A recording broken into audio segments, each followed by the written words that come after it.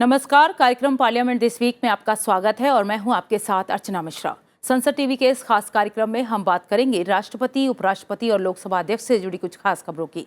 साथ ही डालेंगे नजर लोकतंत्र और संसद भवन परिसर से जुड़ी तमाम गतिविधियों पर। तो शुरुआत करते हैं पार्लियामेंट दिस वीक की, लेकिन सबसे पहले नजर हेडलाइंस पर।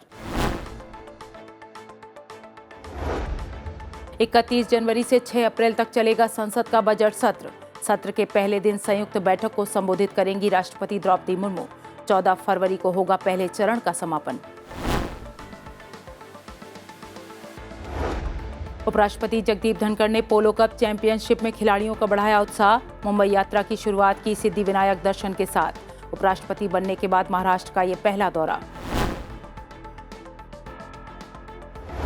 भारतीय संसदीय प्रतिनिधिमंडल का केन्या और तंजानिया का दौरा। लोकसभा अध्यक्ष ने G20 की प्राथमिकता में ग्लोबल साउथ के मुद्दों को शामिल करने का दिया भरोसा। वैश्विक मंचों पर सहयोग को बढ़ावा देने का आह्वान।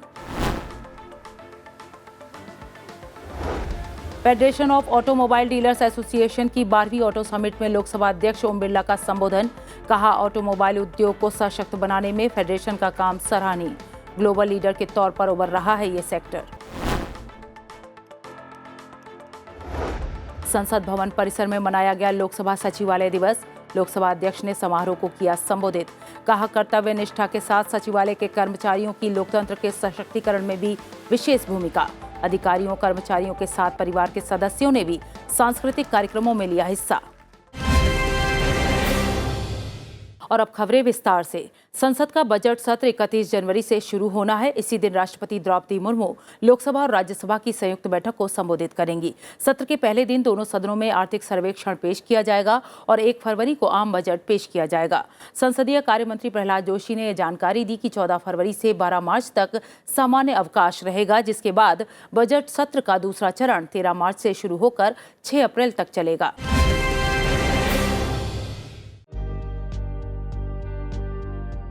31 जनवरी को संसद के दोनों सदनों की संयुक्त बैठक में राष्ट्रपति द्रौपदी मुर्मू के अभिभाषण के साथ संसद के बजट सत्र की शुरुआत होगी। सत्र का पहला चरण 31 जनवरी से 13 फरवरी तक और दूसरा चरण 13 मार्च से 6 अप्रैल तक चलेगा। सत्र के पहले दिन आर्थिक सर्वेक्षण पेश किया जाएगा, जबकि 1 फरवरी को आम बजट पेश किया जाएगा। करीब 1 महीने बाद बजट सत्र का दूसरा भाग 13 मार्च से शुरू होगा और 6 अप्रैल तक चलेगा। बढ़ते हैं अगली खबर की ओर। मुंबई में वार्षिक आदित्य बिरला मेमोरियल पोलो कप चैंपियनशिप का आयोजन किया गया। उपराष्ट्रपति जगदीप धनखड़ ने मुख्य अतिथि के तौर पर इसका अवलोकन किया। ये आयोजन एमेच्योर राइडर्स क्लब द्वारा मुंबई के royal western India turf club मैदान में किया गया। इस अवसर पर उपराष्ट्रपति ने खिलाड़ियों से बातचीत की और उनका उत्साह बढ़ाया। बता दें कि उपराष्ट्रपति का पद संभालने के बाद उनका ये महाराष्ट्र का पहला दौरा था। उपराष्ट्रपति जगदीप धनखड़ ने इस यात्रा की शुरुआत सिद्धिविनायक मंदिर में दर्शन करने के साथ की। उपराष्ट्रपति ने मुंबई यात्रा की शुरुआत सिद्धिविनायक मंदिर में पूजा अर्चना करके की। इस दौरान उनके साथ उनकी पत्नी डॉक्टर सुदेश धनखड़ भी मौजूद थीं।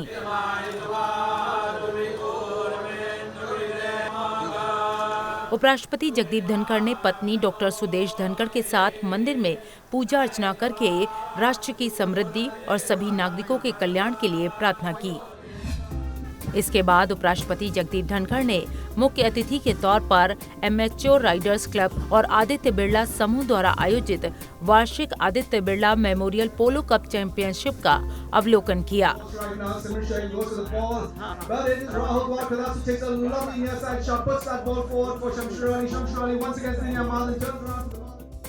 उपराष्ट्रपति जगदीप धनखड़ ने खेल देखने के बाद खिलाड़ियों से बातचीत की और उनका उत्साहवर्धन किया। इस मौके पर महाराष्ट्र के राज्यपाल भगत सिंह कोश्यारी, आदित्य बिरला समूह के अध्यक्ष कुमार मंगलम बिरला और अन्य गणमान्य व्यक्तियों ने खेल आयोजन में भाग लिया। बता दें कि उपराष्ट्रपति जगदीप धनखड़ का उपराष्ट्रपति पद संभालने के बाद महाराष्ट्र का ये पहला दौरा था।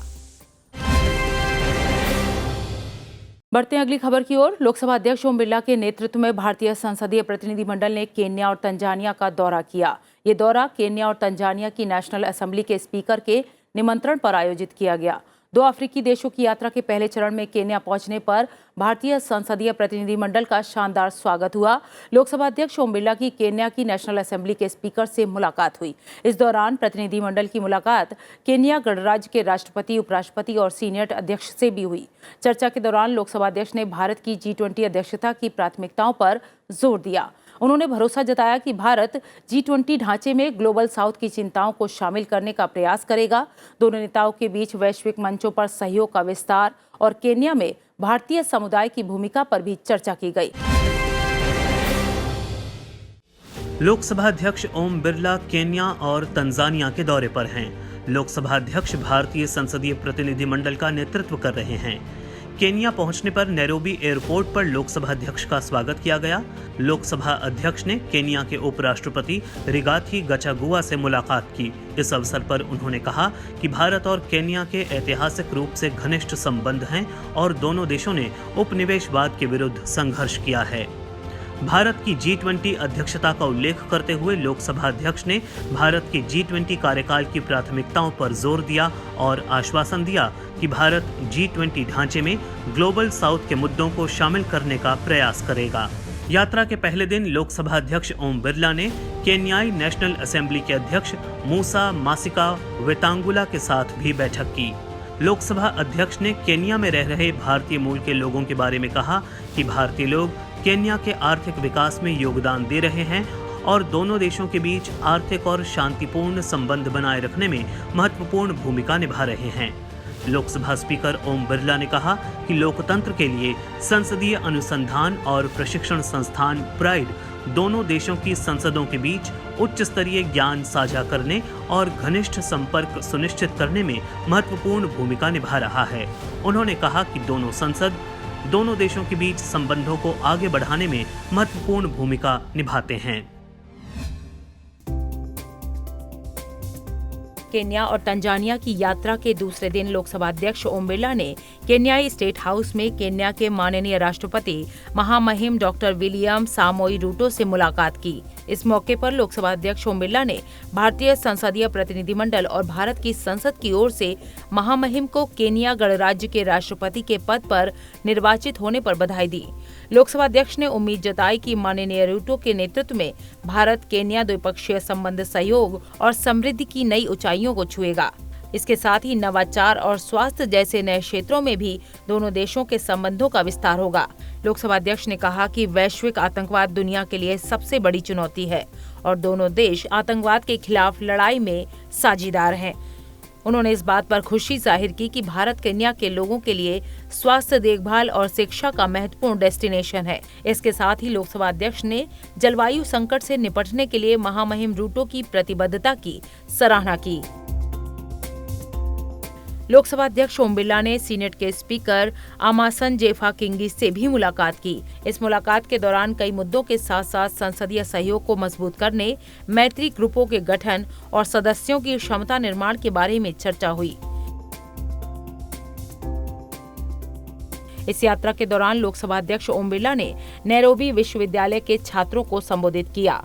नैरोबी विश्वविद्यालय के छात्रों को संबोधित करते हुए लोकसभा अध्यक्ष ने कहा कि युवाओं में नई सोच है, ऊर्जा है, कुछ नया करने का संकल्प है। आज के महत्वाकांक्षी भारत में युवाओं को महत्वपूर्ण भूमिका निभानी है। सरकार की नीतियों और युवाओं के प्रयास से आज भारत दुनिया की 5वीं सबसे बड़ी अर्थव्यवस्था बन गया है। इसके साथ ही लोकसभा अध्यक्ष ओम बिरला ने नैरोबी में महात्मा गांधी की प्रतिमा पर श्रद्धा सुमन अर्पित किए।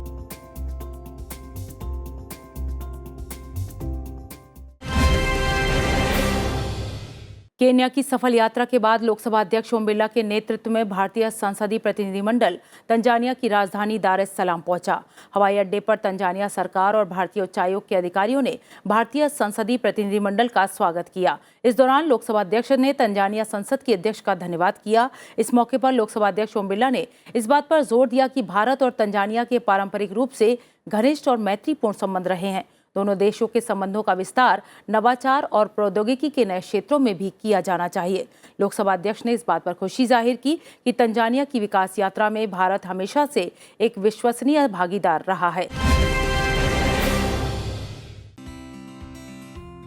लोकसभा अध्यक्ष ओम बिरला के नेतृत्व में भारतीय संसदीय प्रतिनिधिमंडल पूर्वी अफ्रीका यात्रा के दूसरे चरण में तंजानिया की राजधानी दार एस सलाम पहुंचा। एयरपोर्ट पर तंजानिया सरकार और भारतीय उच्चायोग के अधिकारियों ने उनका स्वागत किया। लोकसभा अध्यक्ष ने तंजानिया की संसद के अध्यक्ष डॉक्टर तुलिया एक्सन के साथ विचार विमर्श भी किया। उन्होंने इस बात पर जोर दिया कि भारत और तंजानिया के पारंपरिक रूप से घनिष्ठ और मैत्रीपूर्ण संबंध रहे हैं और दोनों देशों के संबंध साझे मूल्यों, उपनिवेशवाद के विरुद्ध संघर्ष की विरासत और देशवासियों की प्रगति और समृद्धि की प्रबल इच्छा पर आधारित हैं। लोकसभा अध्यक्ष ने कहा कि इस समय भारत 5वीं सबसे बड़ी अर्थव्यवस्था है जिसमें आगे बढ़ने की क्षमता है। उन्होंने कहा कि भारत और तंजानिया के बीच रक्षा साझेदारी समय के साथ बढ़ी है और उन्होंने यह आशा व्यक्त की कि यह और मजबूत होगी। भारत की G20 की अध्यक्षता का उल्लेख करते हुए लोकसभा अध्यक्ष ने कहा कि भारत इस शिखर सम्मेलन में विकासशील देशों और ग्लोबल साउथ के सरोकारों को सामने रखने का प्रयास करेगा। उन्होंने संसदीय राजनयिक को मजबूत करने के लिए भारत तंजानिया संसदीय मैत्री समूह की स्थापना की संभावना पर विचार किए जाने का भी उल्लेख किया। बैठक के दौरान लोकसभा अध्यक्ष ने जंजीबार हाउस ऑफ रिप्रेजेंटेटिव्स के स्पीकर जुबैर अली मौलिद के साथ भी बातचीत की। उन्होंने कहा कि साल 1974 में भारत जंजीबार में कॉन्सुलेट खोलने वाला पहला देश था, जिसके कारण भारत और जंजीबार के बीच कई उच्च स्तरीय राजनीतिक यात्राएं हुई। भारतीय संसदीय प्रतिनिधिमंडल के सदस्यों ने दार एस सलाम में राष्ट्रमंडल वॉर सिमेट्री में प्रथम विश्व युद्ध के दौरान शहीद हुए भारतीय सैनिकों को श्रद्धांजलि भी दी। उपराष्ट्रपति और राज्यसभा के सभापति जगदीप धनखड़ से कई प्रतिनिधियों ने दिल्ली में उनके सरकारी आवास पर मुलाकात की। बातचीत के दौरान विधायी कामकाज के साथ कई अहम मुद्दों पर चर्चा की गई। इसके साथ ही उपराष्ट्रपति जगदीप धनखड़ ने संसदीय बीट कवर करने वाले मीडिया कर्मियों और संपादकों से भी बातचीत की। कार्यक्रम के दौरान उनकी पत्नी डॉक्टर सुदेश धनखड़ भी मौजूद रहीं। राजस्थान से भारतीय जनता पार्टी के राज्यसभा सांसद किरोड़ी लाल मीणा ने उपराष्ट्रपति जगदीप धनखड़ से मुलाकात की। ये मुलाकात दिल्ली स्थित उपराष्ट्रपति निवास पर हुई। इसके साथ ही उपराष्ट्रपति जगदीप धनखड़ ने प्रिंट और डिजिटल मीडिया संगठनों के संपादकों से मुलाकात की। उपराष्ट्रपति निवास पर हुए कार्यक्रम में उनकी पत्नी डॉक्टर सुदेश धनखड़ भी मौजूद रहीं। उपराष्ट्रपति ने मीडिया संगठनों के संपादकों को नववर्ष की शुभकामनाएं दी और नए साल में उनके अच्छे स्वास्थ्य और सफलता की कामना की। इससे पहले उपराष्ट्रपति जगदीप धनखड़ ने अपने निवास पर पार्लियामेंट बीट कवर करने वाले पत्रकारों से मुलाकात की। इस दौरान उन्होंने पत्रकारों से व्यक्तिगत भेंट की और उन्हें नववर्ष की शुभकामनाएं दी। कार्यक्रम में प्रिंट और इलेक्ट्रॉनिक मीडिया के प्रमुख मीडिया संगठनों के पत्रकारों ने हिस्सा लिया।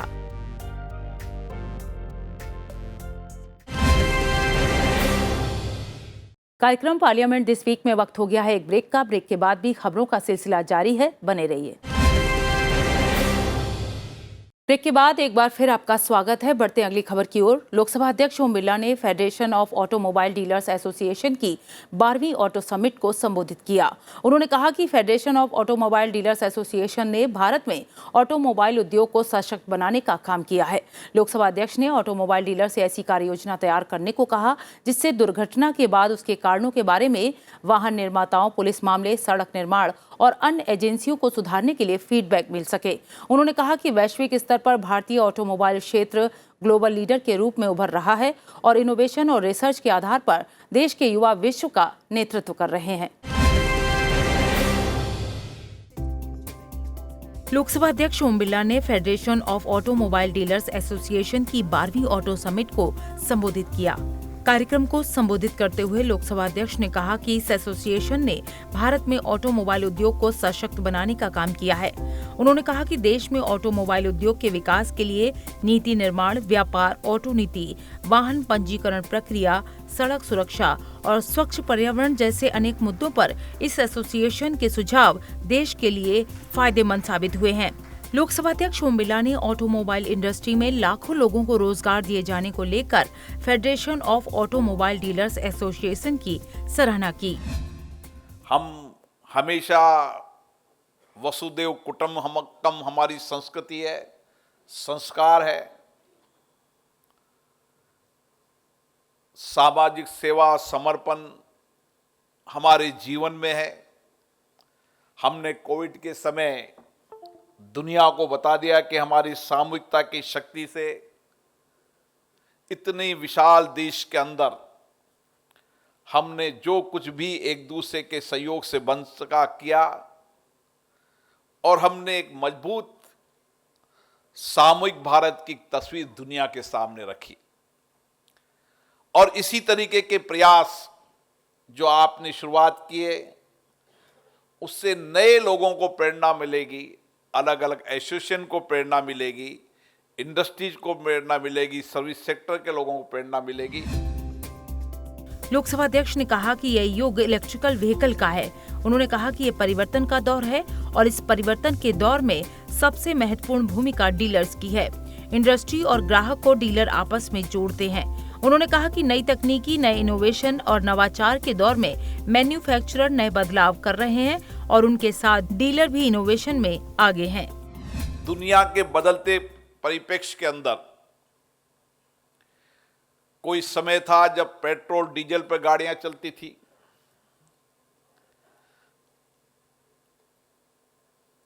आज युग परिवर्तन हो रहा है। आज पेट्रोल डीजल के बाद सीएनजी आई है, एलपीजी आई है, इलेक्ट्रिकल व्हीकल आए, अब हाइड्रो व्हीकल आने की तैयारी भारत के अंदर है। मुझे लगता है कि ये एक परिवर्तन का दौर है और इस परिवर्तन के दौर के अंदर सबसे ज्यादा महत्वपूर्ण भूमिका डीलर्स की होती है, क्योंकि डीलर्स और ग्राहक का संबंध सबसे नजदीक होता है। लोकसभा अध्यक्ष ने कहा कि ऑटोमोबाइल इंडस्ट्री ग्लोबल लेवल पर आगे बढ़ रही है। इनोवेशन और रिसर्च के आधार पर भारत के युवा विश्व का नेतृत्व कर रहे हैं। लोकसभा अध्यक्ष ओम बिरला ने दिल्ली से सटे गुरुग्राम में विश्व सिंधी सेवा संगम के 5वें अंतर्राष्ट्रीय सम्मेलन को संबोधित किया। कार्यक्रम को संबोधित करते हुए लोकसभा अध्यक्ष ने कहा कि सिंधी समाज ने परिश्रम और पुरुषार्थ से पूरी दुनिया में न केवल पहचान बनाई बल्कि समाज में एकता का संदेश दिया, जिससे हम सभी को सीखना चाहिए। लोकसभा अध्यक्ष ओम बिरला गुरुग्राम में विश्व सिंधी सेवा संगम के 5वें अंतर्राष्ट्रीय सम्मेलन में शामिल हुए। सम्मेलन को संबोधित करते हुए लोकसभा अध्यक्ष ने कहा कि सिंधी समाज ने परिश्रम और पुरुषार्थ से पूरी दुनिया में अपनी पहचान बनाई है। उन्होंने कहा कि विश्व के अनेक देशों में सिंधी समाज का एक महत्वपूर्ण स्थान है। आज सिंधी समाज भारत में भी और दुनिया के अलग अलग देशों के अंदर व्यापार में, उद्योग में, सर्विस सेक्टर में, सामाजिक क्षेत्र के अंदर और राजनीति क्षेत्र के अंदर भी नेतृत्व कर रहा है। अलग अलग देशों के अंदर अपने पुरुषार्थ से, अपने कार्य से, अपनी संस्कृति से, संस्कार से उन्होंने उस देश के अंदर भी कठिन परिस्थितियों में, चुनौतियों में काम किया, लेकिन उस देश में अपना स्थान बनाया। लोकसभा अध्यक्ष ने कहा कि सिंधी समाज के लोग हर क्षेत्र में नेतृत्व कर रहे हैं। लोकसभा अध्यक्ष ने कहा कि इस तरह के आयोजन समाज में एकता को बढ़ावा देते हैं। जब विश्व के कई देशों के अंदर जाना हुआ तो मुझे लगा केवल भारत में नहीं, मेरे क्षेत्र में नहीं, विश्व के उन देशों के अंदर भी उनका पुरुषार्थ है। मैं सोचता था कि दुबई में ही सिंधी समाज के लोगों ने पुरुषार्थ किया है और दुबई के अंदर भी दुबई के शासकों ने सबसे पहले वहाँ का सिटीजनशिप दी तो सिंधी समाज के व्यक्ति को। जब मेरे से उनकी चर्चा हुई तो उन्होंने अपने जीवन के किस्से बताया कि किस तरीके से जब वहाँ आए थे, नौकरी करने आए थे और बहुत कड़ी मेहनत की और कड़ी मेहनत करने के बाद उन्होंने वहां पर अपना स्थान बनाया। बता दें कि विश्व सिंधी सेवा संगम में 81 देशों और 29 राज्यों के साथ इस सम्मेलन का आयोजन किया गया।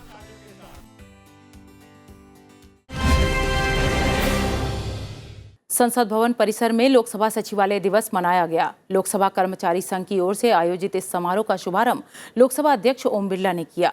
समारोह के दौरान लोकसभा सचिवालय के अधिकारियों, कर्मचारियों और उनके परिवार के सदस्यों ने सांस्कृतिक कार्यक्रमों में बढ़ चढ़कर हिस्सा लिया। मकर संक्रांति के इस खास पर्व के दौरान आयोजित समारोह में प्रतिभागियों ने नृत्य नाटिका और लोकगीत के माध्यम से सूर्य की उपासना और पृथ्वी पर जीवन के महत्व को समझाने की कोशिश की। लोकसभा अध्यक्ष ने सभी का उत्साहवर्धन किया, साथ ही समारोह को संबोधित किया। लोकसभा अध्यक्ष ने कहा कि लोकसभा सचिवालय की प्रतिष्ठा दुनिया भर में है और इसमें सचिवालय के कर्मचारियों का बड़ा योगदान है।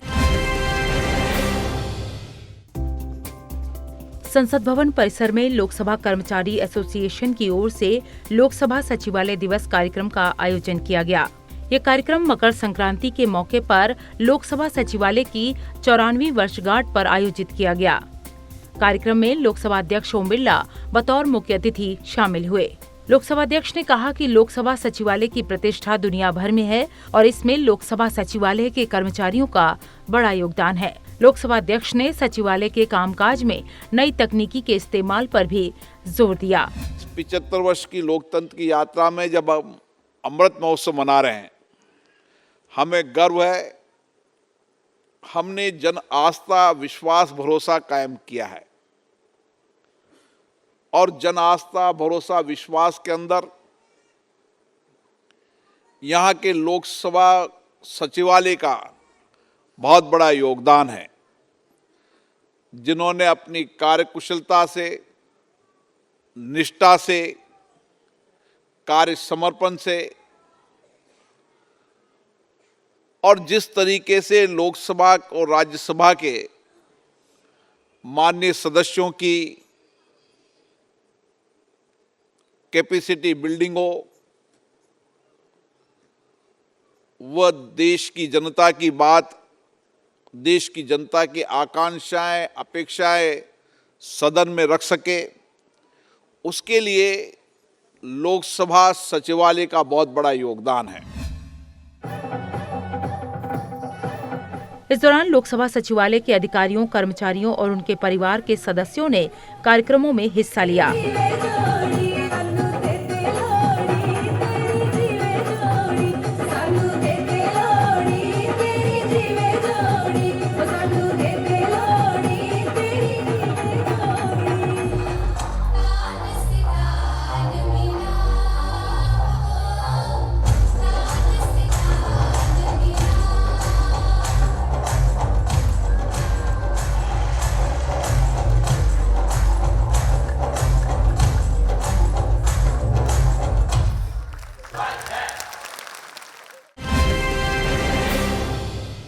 लोकतंत्र में संसदीय समितियों का अहम स्थान है। समय समय पर इन संसदीय समितियों की बैठक होती है। विभिन्न मुद्दों पर चर्चा के बाद ये समितियां अपनी रिपोर्ट सभा के समक्ष रखती हैं। तो आइए जान लेते हैं इस सप्ताह लोकसभा में किन किन संसदीय समितियों की बैठक हुई।